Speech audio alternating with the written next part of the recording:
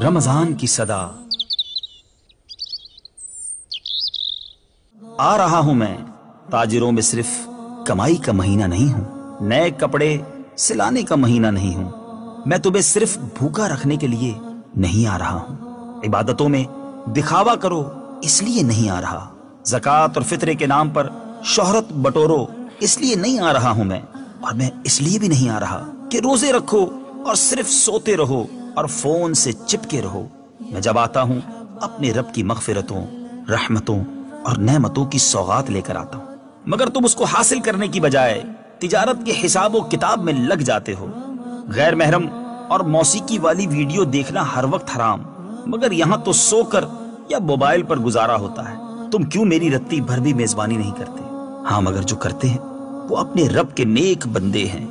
मेरा एक दिन नहीं गुजरता है और वो अफसोस करते रह जाते हैं कि एक दिन गुजर गया, और फिर नमाजों, तस्बीह और कुरान की तिलावत से अपने रब को राजी करने की कोशिश करते हैं।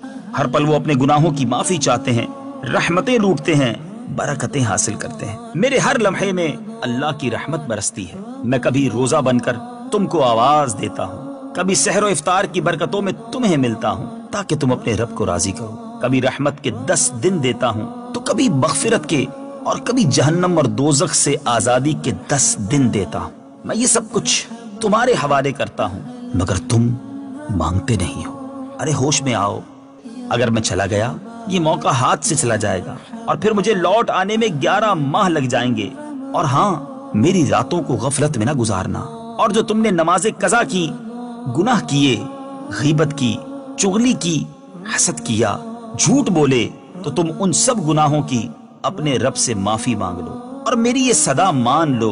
अपने रब को राजी कर लेना, मुझे यूं ही खाली न लौटाना। आह, बस मेरी ये सदा मान